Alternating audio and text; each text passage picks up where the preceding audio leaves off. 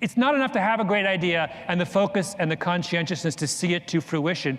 You must have the strength and the resolve and the courage to pursue that idea even when the rest of the world thinks you're insane.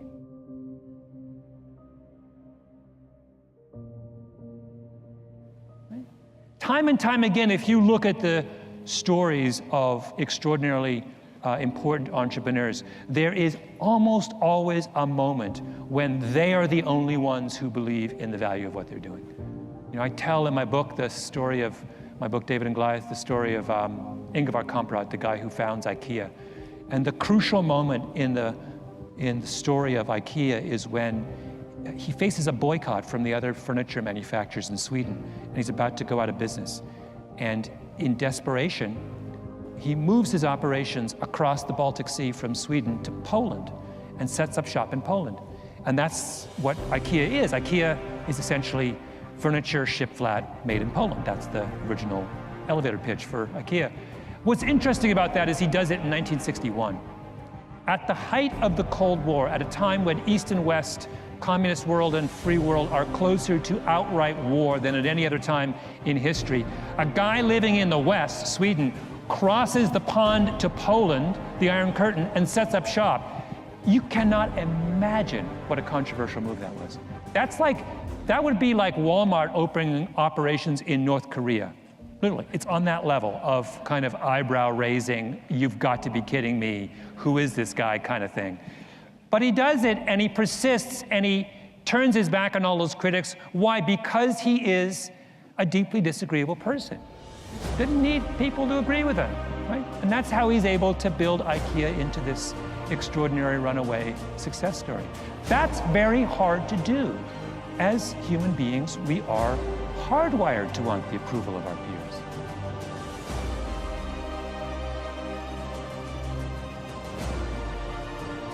The two things we really zero in on people are, two things. They sound simple, they end up being very difficult. Courage and genius. Courage is the one we talk about a lot because it's the one that people can learn. Courage, which is to say not giving up in the face of adversity, just being absolutely determined to succeed, is something that you can like force yourself to do. It can be very painful. You can force yourself to do it. The genius part is a little bit hard to force yourself to do. Courage without genius might not get you where you need to go, but genius without courage almost certainly won't.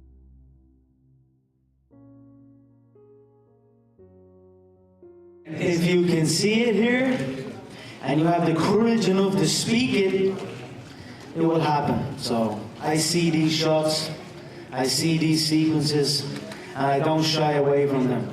A lot of times people believe in certain things, but they keep to themselves. They don't put it out there.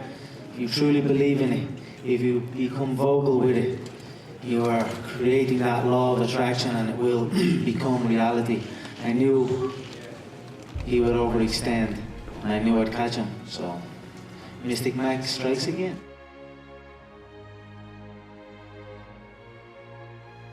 The very minute that you decide upon something, you know that's what you want, you know you're going to do it, all of these negatives that have been bothering you, they pick up their baggage and get out.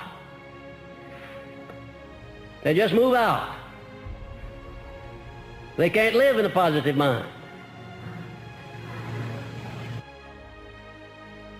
Can you imagine a negative frame of mind and a positive frame of mind occupying the same space at the same time? Could you imagine that? No, you can't, because it can't be done.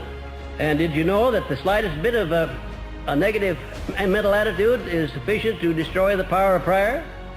Did you know that the slightest bit of a negative mental attitude is sufficient to destroy your plan, whatever it is you're doing, carrying out your definiteness of purpose? You have to move with courage, with faith, with determination in connection with carrying out your definiteness of purpose.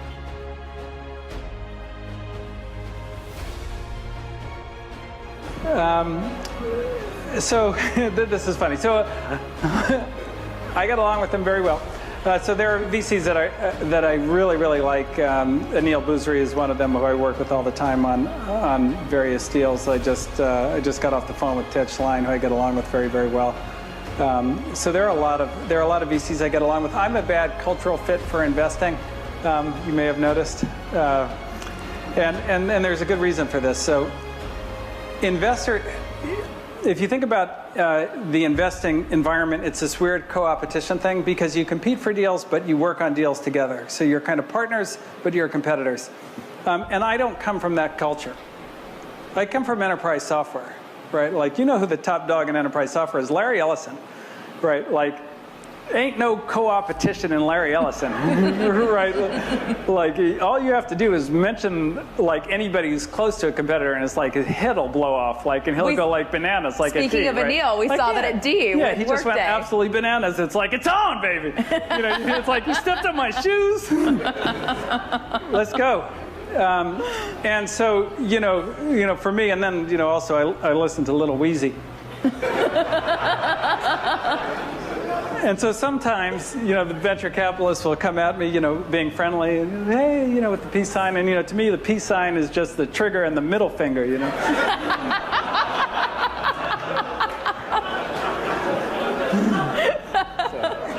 So that's the main. That's from Wheezy. Does it bother you when they talk shit about you? Because they don't do it to your face. They do it to people like me. It's anonymous. So yeah, so that was and you're alluding a little bit to when I called them crybabies.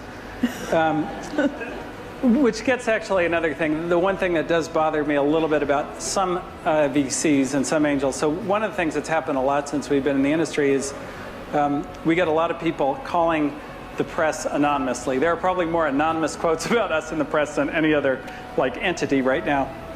And Sarah calls me up and she goes, Ben, I got a tip from 6 different anonymous angels saying that you're doing this. And I'm going, if they don't like what I'm doing, why don't they just come out and say it? You know, like if I don't like something somebody's doing, I just come out and say, I put my name on it. And the reason that bothers me so much is the number one thing we look for in an entrepreneur, and the number one thing that I encourage and I try and help people develop is courage. And the reason that that's important, and it's very, very important, and it goes back to Aristotle. So Aristotle said, courage is the first virtue. And the reason it's the first virtue is if you don't have it, then you don't have any virtue. Because all these other things, honesty, integrity, you know, whatever, don't ever get activated when they're important if you don't have courage. It's easy to be honest, unless it's going to cost you your job or your marriage or something you care about, then it's hard to be honest. So without courage, like, you don't have anything. You don't have integrity. You don't have anything. You're just like you're a zero character person. And so when people who are supposed to be coaching entrepreneurs, angel investors, or VCs walk around giving anonymous tips to like reporters about stuff they don't think is right, like, and those guys are advising the people who I'm working with, like that really, like, you know, that's something that like pissed me off. So like I'm not having it, and like I'm gonna call them on it, and like they come at me again. You anonymous quote me? I can't wait to get an I'll anonymous kill you. quote.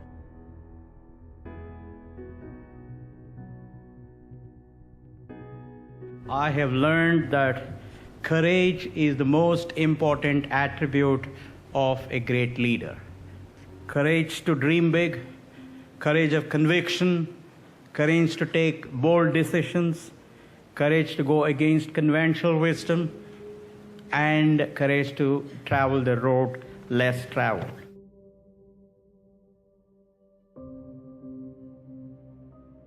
Being and making art in general is about bravery. It's about taking chances. It's about kind of walking down a more uncomfortable path sometimes. And I always challenge myself to do that, even if it's being foolish.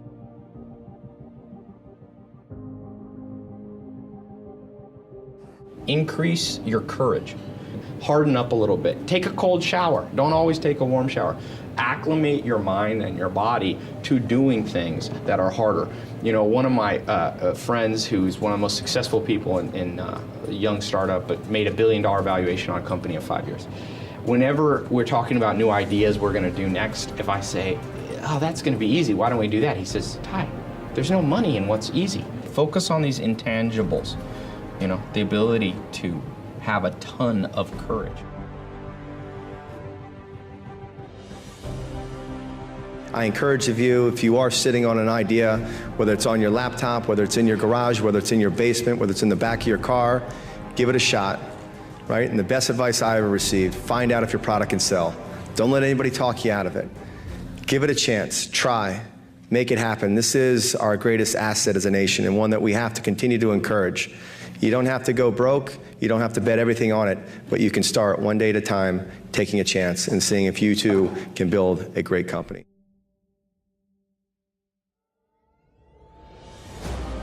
We wanted people that were insanely great at what they did, but we're not necessarily those seasoned professionals, but who had at the tips of their fingers and in their passion the latest understanding of where technology was and what we could do with that technology, and who wanted to bring that to lots of people. So the neatest thing that happens is when you get a core group of 10 great people, it becomes self-policing as to who they let into that group. So I consider the most important job of someone like myself is recruiting.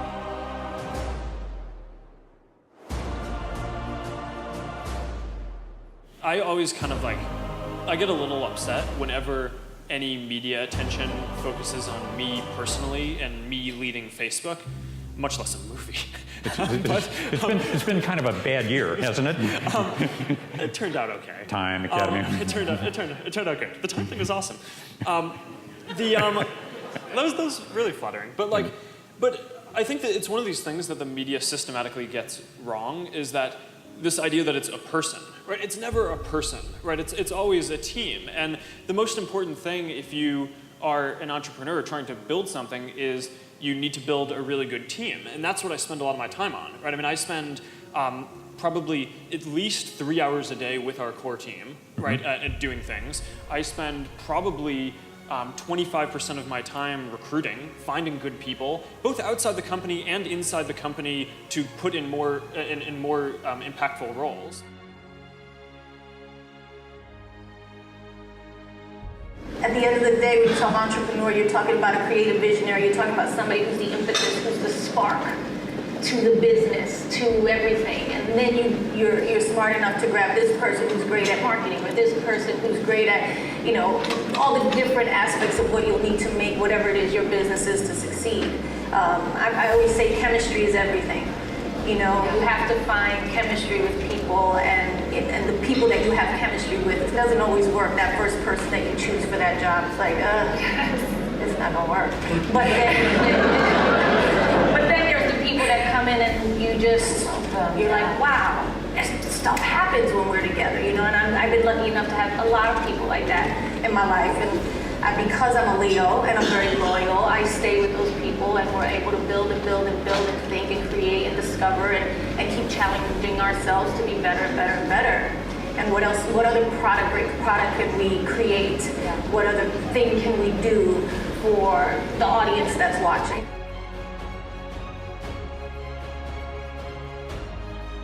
You look for people that are not political, people that are not bureaucrats, people that really don't care who gets credit, people that can privately celebrate the achievement but not care if their name is the one in the lights. That there are greater reasons to do things. You look for wicked smart people.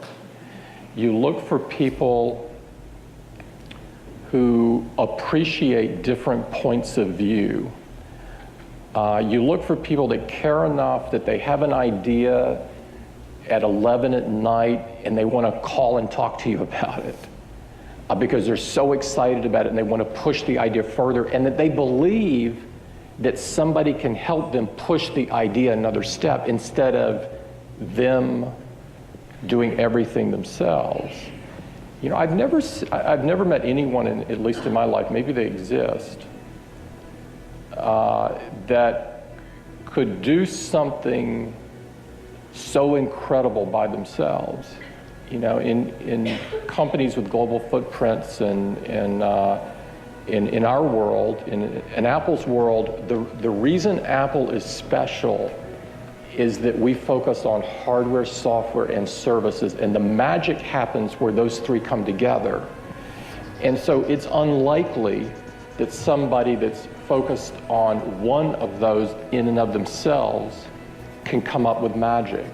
And so you want people collaborating in such a way that you can produce these things that can't be produced otherwise. And you want people to believe in that.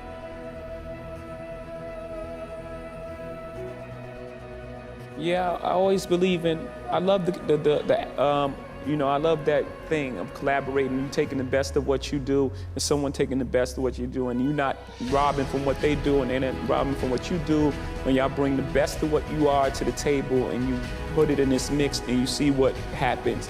I love that part of creating. You just don't succeed in any endeavor unless you've got a team that's been supporting you. And that's part of my political philosophy. It's really based on my own experience, which was if somebody hadn't been out there looking out for me, starting with my mom, my grandmother, my grandfather, then I wouldn't have made it. It wasn't because of my brilliance or something that these things happened. It had to do with people investing in you. And so we've got to make sure we're investing in the next generation just like somebody invested in us. Find the smartest people you can and surround yourself with them. Working with smart people means that you'll be challenged to do your best. You'll have to strive to keep up with them, and as a result, they will elevate your thinking. When there are better players around you, you get better. I first noticed this when I was growing up. I had a friend, Laura Beckman. Laura tried out for the volleyball team her junior year of high school, and at the end of the tryouts was given a hard choice: bench on varsity or start on JV. Most people, when they're faced with this choice, choose to play and will pick JV. Laura did the opposite. She chose varsity, and she benched the whole season.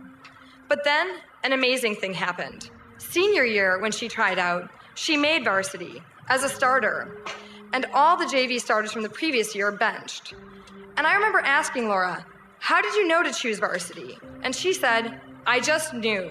I just knew if I got to practice with the better players every day, I would become a better player, even if I didn't get to play in the games." How does the sporting example relate to smart people? I deeply believe that the same thing happens intellectually. When you surround yourself with smart people, they challenge you to think harder and in entirely different ways. But does that look like your group? No, it doesn't look like your group. I mean, in no way, shape, manner, or form. Maybe if we had a bunch of bunny rabbits running there, it's unbelievable. But again, you are who you hang around with, And as Oprah Winfrey says, and which I talk about a lot, is that you want people with a like mind and that are better than you, smarter than you, more intelligent than you to get on your bus. And don't be so concerned about what you're going to do with those people, but you want to, the joint brain is, there's nothing the joint brain, collective brain, or brains, can't overcome. And I give the example of the atomic bomb, the Manhattan Project, and they were put together and they were told, we need to develop a weapon of mass destruction, which they didn't call it that back in those days, in the middle 40s, to end the war in the Pacific. And they did. They didn't know if it was implode or explode, but they did. But if your team doesn't look like that, then you should, I won't say you should give serious thought, you should just change. Building a team is the hardest thing for an entrepreneur to do because very often they don't know what they don't know, right? They know their area of specialty really well, but other areas they think they understand, but they don't. And every area is more complex and more nuanced than it appears to somebody.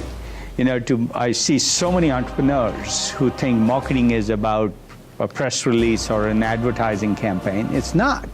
It's much more nuanced and sophisticated than that. So team building is very important. Some entrepreneurs do a really good job of growing. Larry Page is an example. Mark Zuckerberg is an example of being better at new functions as they come up. And also, they've done a really good job of adding people who they can learn these new areas from. What I find is some entrepreneurs assume they know the answer, and that's very dangerous. And others know they don't know, and they hire the people who they can learn from. But they can still apply their entrepreneurial style in these new areas. Sometimes it makes sense for the entrepreneur to keep being CEO and driving the whole vision. Usually that's the best course.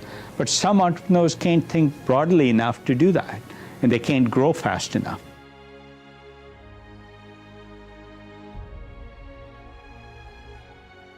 Company culture was always important, and myself and Fred interviewed everyone when we were still in San Francisco, basically until we couldn't do that anymore because there were too many employees to interview. But basically, we had this criteria of, yes, interview for the normal business technical stuff, but do they meet the bar? Right. Technically. So do the normal set of interviews, but then we kind of had this final test of, like, is this someone I would choose to hang out with or grab a drink with? And if the answer was, if we weren't in business together, if the answer was no, then we wouldn't hire them. So that goes against a lot of the things that, I've heard out there in the past. It's like, keep your work and personal relationships separate. Like that's kind of been like a thing that's been stated out there. Like there should be this firewall between the two. But you went in and said, okay, it's very important that I can actually get along with this person. This is someone I could go out and have a beer with. Why was that so important to you? I guess I have two answers to that. One is, yes, there are companies that focus on work-life separation or work-life balance, and at Zappos we really focus on work-life integration, and at the end of the day it's just life, so you might and especially if you spend so much time at work, like you better hopefully enjoy the time that you're spending there and the people that you're with. So that's one answer. And then the other answer is, and I don't think the book existed at the time Zappos was founded, but Jim Collins, his book Good to Great, researched and looked at what separated the great companies in terms of long-term financial performance from just the good ones or mediocre ones, and found that the great ones had two important ingredients that separated them from just the good ones or mediocre ones. And one of them was that they all had strong cultures. And we formalized the definition of our culture into, we have 10 core values at Zappos. And one of the actually really interesting things I found from the research was that it actually doesn't matter what your values are. What matters is that you have them and that you align the organization around them. And the power actually comes from the alignment, not from the actual values. So there's no judgment in the values. And so we're not out there telling people, oh, you should adopt the Zappos values and culture and so on, because actually that would probably not work in most cases. Our message is more, you should figure out what your values are and then align the entire organization around them. Happiness is pleasure, and happiness is joy. It can be either one. You add them up and it sort of falls under the Uber category of happiness. Pleasure is short-lived.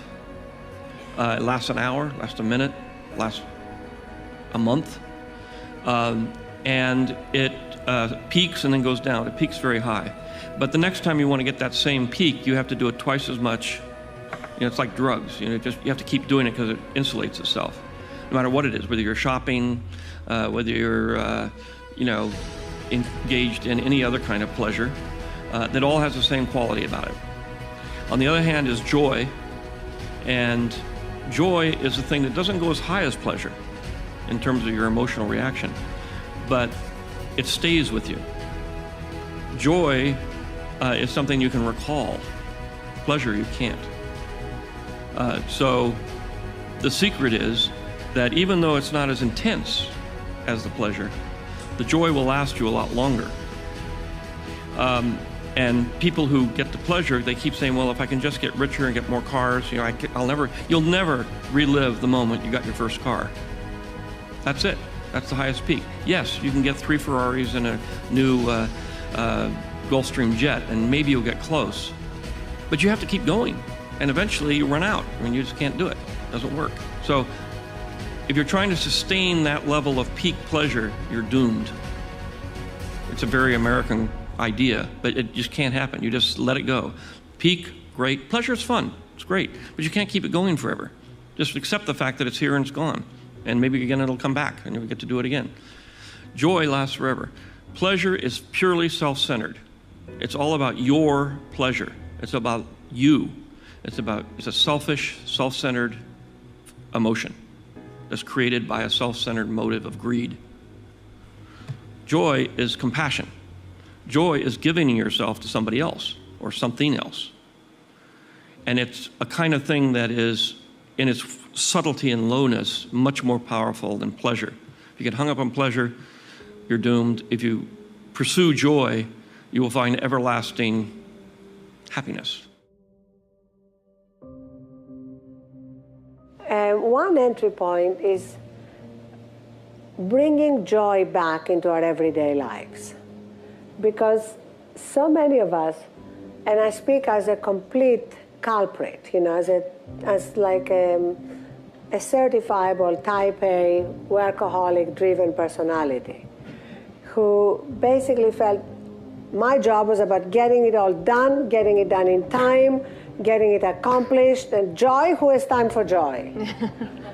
And now I feel that not at all, that it's like, when I'm not joyful, I look at what happened. I don't mean joyful like there are no challenges, problems, etc. I mean like when I'm not like, hey, this is great, I'm blessed, I'm doing something I love, I'm grateful.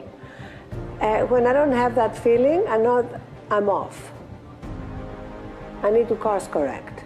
So joy, kind of really checking in and seeing, how am I doing? You don't even have to check in because you know when you are in the flow, in the joy, and when you're not. If you want to know how to decide if a career opportunity is a good one, there are several things you have to take into consideration. Number one, does it make your heart sing? The number one feedback system that you were given at birth is joy. If you're not experiencing joy as you think about doing something and as you pursue doing it, then it's off course for you.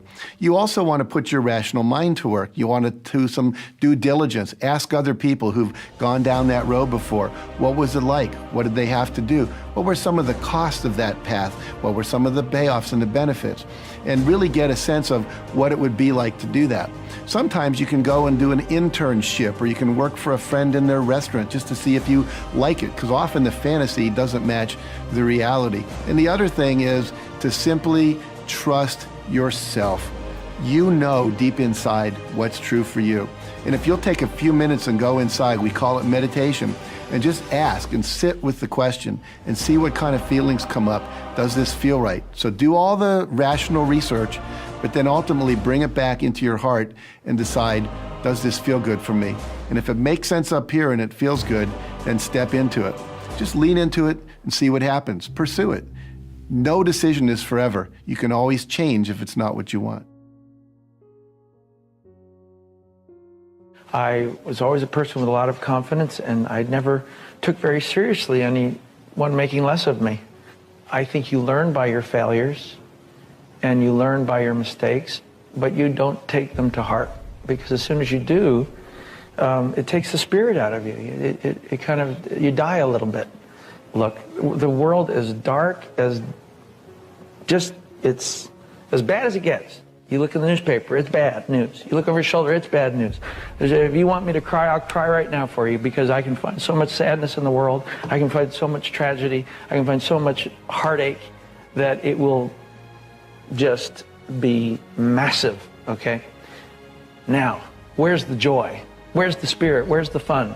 That's the goal to me. So I've never understood why so much is harped on the negative, because negative is easy.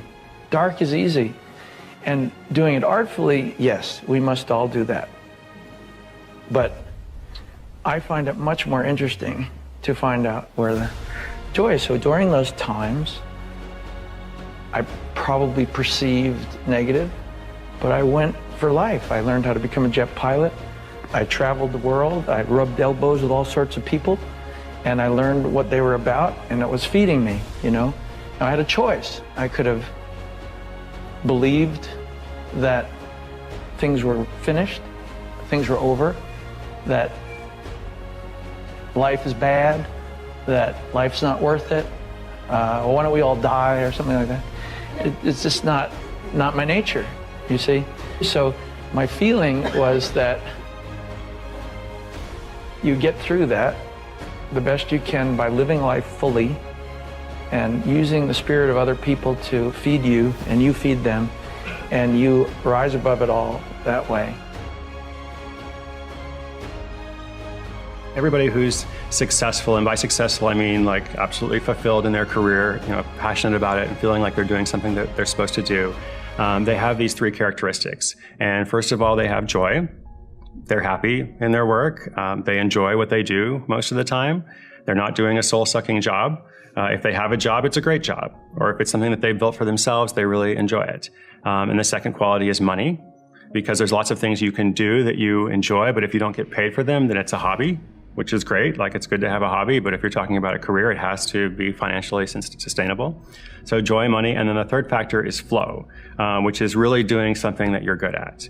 Really doing something where when you do it, you're immersed in it, and the hours just kind of pass by. And it's also really easy for you, because it's something that you're good at, and other people are like, wow, like, you know, she's really good at that. Takes me a lot longer to do that, or I'm not good at it. But so I think what we're looking for is this combination of all three factors. We want something that brings joy. We want something that is financially sustainable.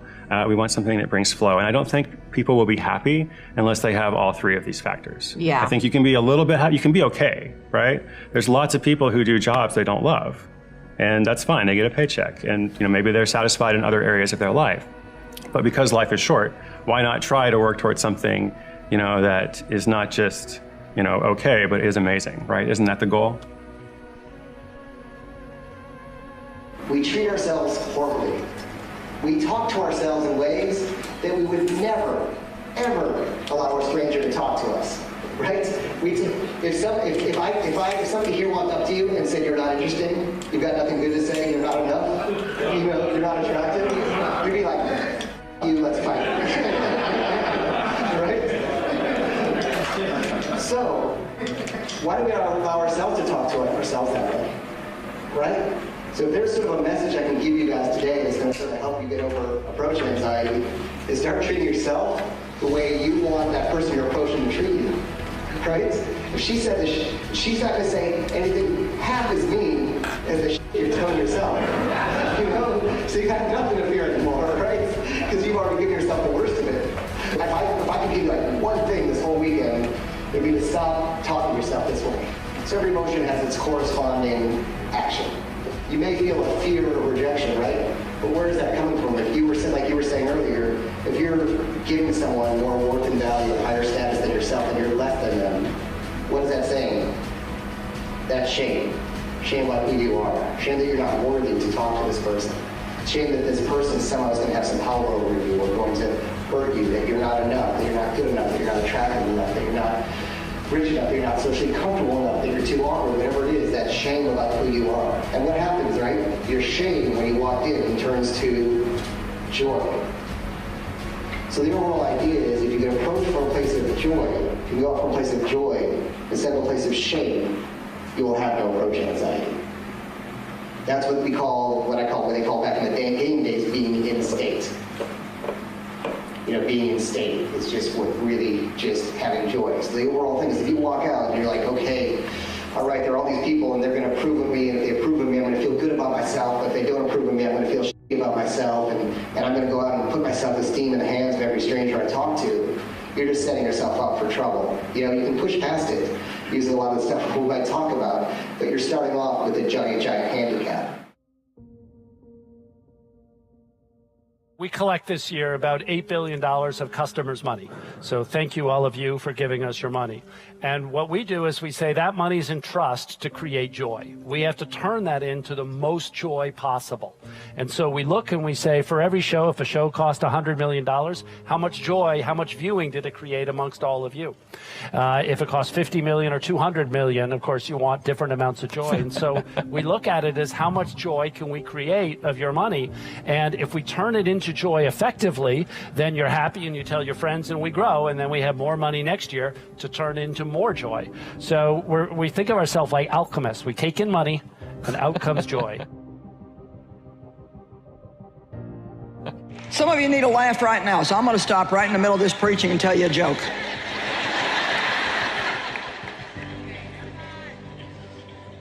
Well, honey, I've never been in a church like this. Well,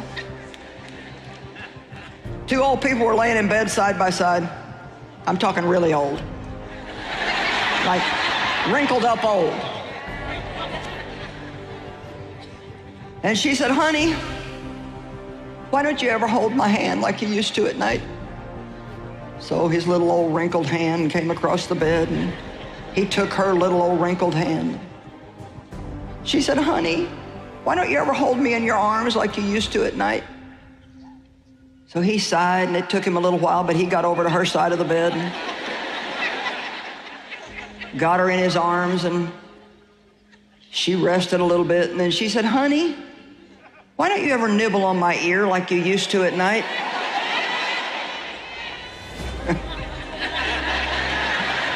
And all of a sudden he jumped up and started across the floor, and she said, well, where are you going? And he said, well, I got to get my teeth. Now see, you're thinking, well, what does that have to do with anything? Nothing. It has nothing to do with anything. And that's exactly what you need to get through your head, that everything doesn't have to have some big super duper purpose. It's okay to just stop right in the middle of some work and just have a little bit of fun. Matter of fact, you could laugh at yourself and lighten up your life a whole lot.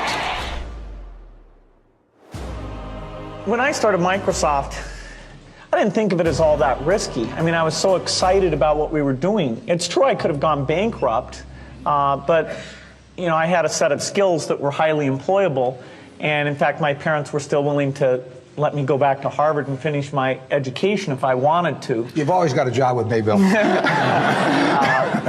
And the thing that was scary to me wasn't quitting and starting the company. It was when I started hiring my friends and they expected to be paid. And then we had customers who went bankrupt, customers that I'd counted on to come through. And so then I got this incredibly conservative approach that I wanted to have enough money in the bank to pay a year's worth of payroll, even if we didn't get any payments coming in. And you know, I'm almost true to that the whole time. We have about 10 billion now, which is pretty much enough for the next year. Anyway, you know, if you're going to start a company, it takes so much energy that you know it better overcome your feeling of risk. I don't think that you necessarily, if you're going to start a company, should do it at the start of your career. I think there's a lot to be said for working for a company, learning how they do things. You know, if you're young, it's hard to go lease premises. They made that hard for me. You couldn't rent a car when you were under 25 at the time, so I was always taking taxis to go see customers. The people would, you know, people say, well, we're going to go have a discussion in the bar. Well, I couldn't go to the bar.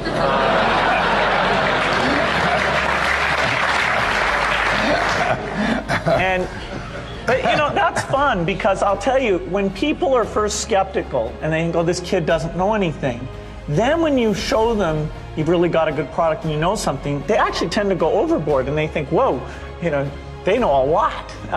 Let's really do an incredible amount with these people. So our youth, at least in this country, was a huge asset for us once we reached a certain threshold. It's hard to hire older people because they'll be a little bit conservative about whether they should come and take the risk. And it took 3 or 4 years before we could go out into the normal sort of employment pool. But those problems that come with starting a firm, you better think of those as part of the pleasure, part of the challenge that is part of the excitement.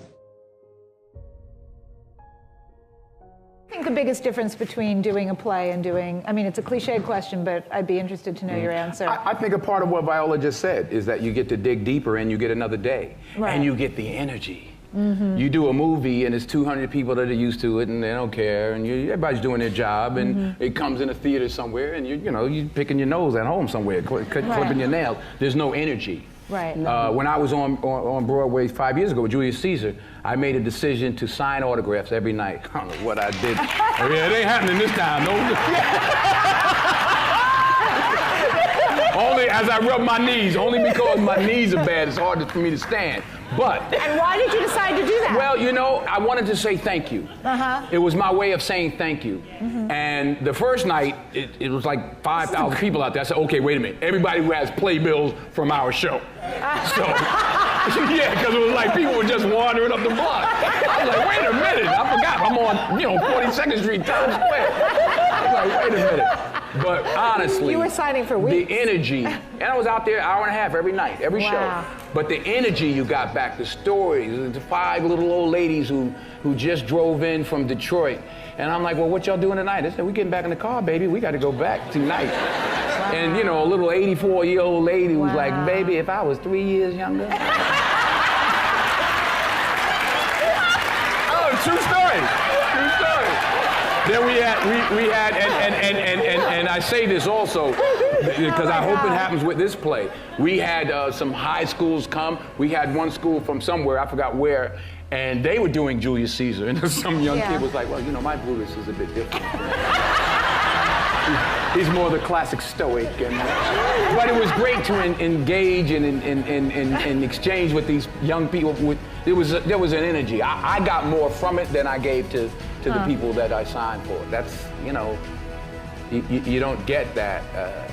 The odd thing about success in film is the budgets get bigger, you make more money, but they become more formulaic. So you don't get the opportunity. So God willing, if I stay around long enough, this is what I'm going to be doing. One of the things that people talk a lot about is what gets someone to become an entrepreneur. I mean, it's just a fascinating mindset, right? You really have to be slightly delusional to be an entrepreneur, because you have to suspend disbelief. You have to believe about your own idea and have deep passion to go pursue it. So in some sense, quite honestly, before I give advice, I take a lot of inspiration from what you're doing. It takes a lot of guts. It takes a lot of energy to be an entrepreneur. And I think that therein lies, I think, your secret to success, which is your ability to overcome every constraint and every obstacle. And do it with the boldness and the risk-on nature of it. I think it's fantastic. If anything, I would say, especially for entrepreneurs, is you got to sustain that sense of energy over a long period of time. Because we all know, and you are grounded in it, the mortality rate is super high. And that means you will be thrown curveballs day in and day out, and you have to be able to overcome that. And so being a source of energy in your small team, especially if you're a CEO of a startup, I like to sort of observe them a lot, because you can't have a bad day. You're all the time. You get up in the morning, you're coding, in the afternoon you're talking to your investors, in the evening you're hiring, and that constant sense of energy and passion for what you're doing is what I think it takes, and to never give up, which is what makes you who you are in terms of the core makeup. And I think that for me, I am personally inspired by that. And I think that even from a Microsoft culture, that's what really my dream is. My dream is not that, okay, we have a large organization. My hope is that every team inside of Microsoft feels both that sense of energy and empowerment and goes about it.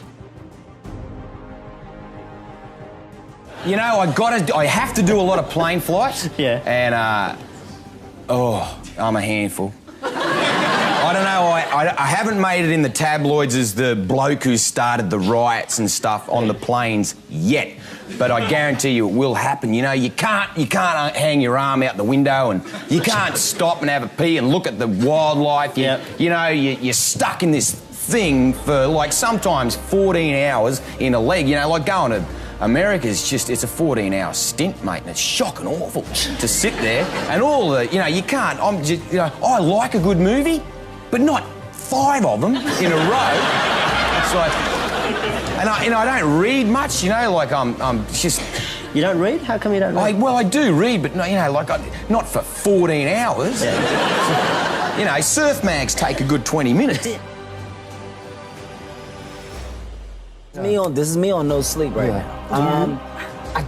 I can't express how happy of a person I am. I can't express how inspiring and I guess you would say motivating my life and the people around me are. You know, things work in the moment and then can die off, and then things cannot work in one moment and come to life. And if you have any wisdom whatsoever, you know to follow, you know, wherever there is great energy. And that's what I followed with Denis when we did Enemy. I went, this guy has great energy.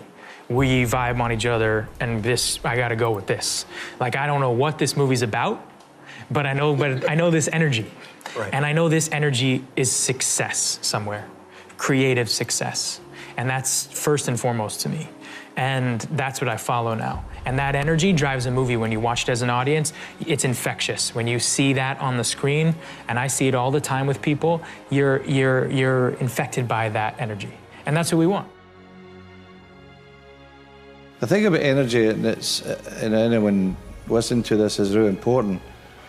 When you start, like I did at United, we say at 43, 44 years of age, they see the energy, the players see the energy, they see it bouncing out of you. But when you get to the 60s, they still expect to see it. Mm-hmm. So I had to look at myself in terms of energy, the hours I slept. Because when I was a young manager, 4 or 5 hours, no problem. When I got to my 60s, I needed 6 or 7 hours. So you go to bed earlier, you look at your diet better. Saturday nights were out, after the game went home. You know, I very, very seldom around a Saturday night. So that, I had to examine myself about my energy, because people want to see the energy. A really important aspect of it, you know.